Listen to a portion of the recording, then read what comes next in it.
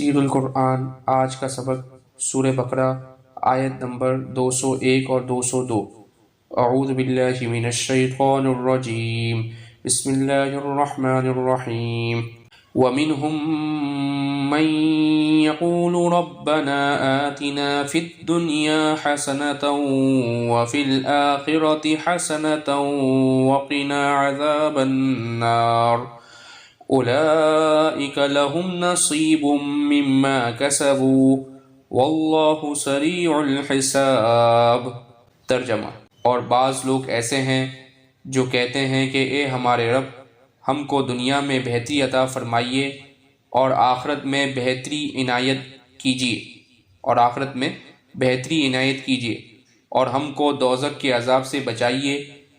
یہ لوگ ایسے ہیں کہ ان کے لیے بڑا حصہ ہے ان کے اعمال کی وجہ سے، اور اللہ تعالیٰ جلدی حساب لینے والا ہے۔ ماقبل آیت کے اندر یہ فرمایا تھا کہ بعض لوگ ایسے ہیں جو اللہ تعالیٰ سے صرف دنیا ہی طلب کرتے ہیں۔ یہ لوگ حج میں بکریاں، اونٹ، گائیں اور غلام مانگا کرتے تھے، صرف طالب دنیا تھے، آخرت کا انہیں کچھ بھی دھیان نہ تھا۔ یہ لوگ یوں دعا کرتے تھے: اے اللہ، میرے باپ کا عظیم قبا تھا، بڑا پیالہ تھا اور وہ کثیر المال تھا، مجھے بھی اسی قدر مال عطا فرما جتنا اس کو دیا تھا۔ ان لوگوں کے بارے میں یہ فرمایا کہ ان کے لیے آخرت میں ذرا بھی حصہ نہیں ہے۔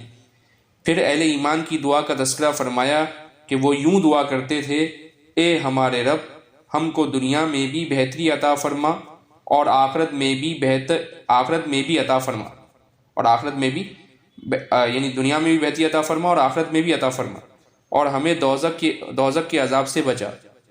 اہل ایمان دونوں جہاں کی کامیابی، خوشحالی اور خوبی و بہتری کے لیے دعا کرتے ہیں۔